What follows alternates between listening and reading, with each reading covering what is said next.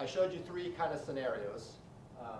This is in our paper that Jochen and I hopefully will have done this week and we'll submit. This will go into a sports journal about our rating sports websites. You can see how these teams did in terms of sample scenario comparisons. So in each of those 8 different scenarios, you have different ratings. AC Milan, they had a terrible overall average Likert rating. Their worst, and I showed you the scheduling results, had a 1.41 average Likert. And then in comparison to Barcelona, you can see their scheduling results actually had a 3.77, which is really darn good. And the Red Sox, if you look at all of their scenarios, they're all above 3 point.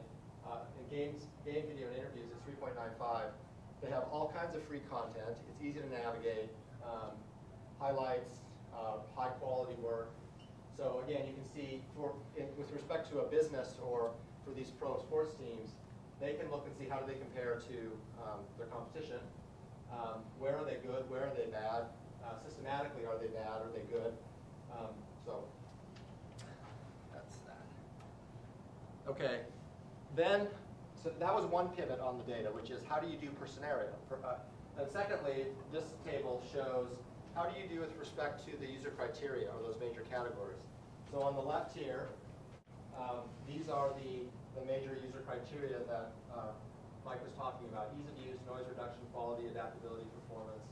And then across the top, you can see in the scenarios, how do they do? So we pivoted on the data based on user criteria, based on scenario, and based on teams. This is just an example of how this works.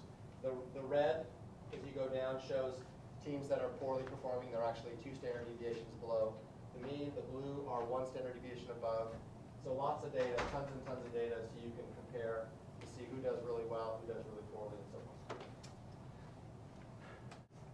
So in summary, the way that you work this stuff, it's a very time-consuming process, but we're able to compare and rate sites with really specific, detailed feedback in terms of what do they do well with respect to scenarios, what do they do well with respect to user values that Taylor has identified, and actually we're using TEDS in this case. And the summary from the study itself is that if you look at US pro websites versus these international sites, the US pro sites in general do better. You can see that it's a systematic thing across the two.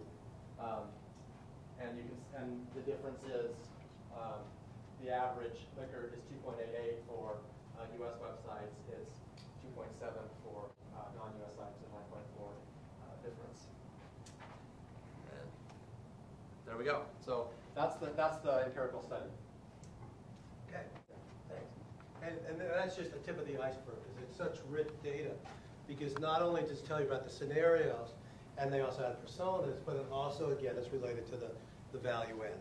So, to conclude, before we do questions, models evolve.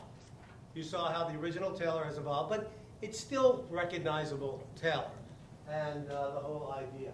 And his model is still very relevant and I think incredibly useful, because it's more than just what we think. Now, there's weighting that can be done. There's all kinds of different additional uses, but I think we've got a base model. And again, the way that the TEDS model, which is what we're now calling it, Taylor, Eisenberg, Dirks, and Scholl, is that it's a way to analyze human needs. It is a way to identify values that then help to meet those user needs, and then the system processes that add the values that meet the criteria. All right, so thank you very much. Thanks for listening.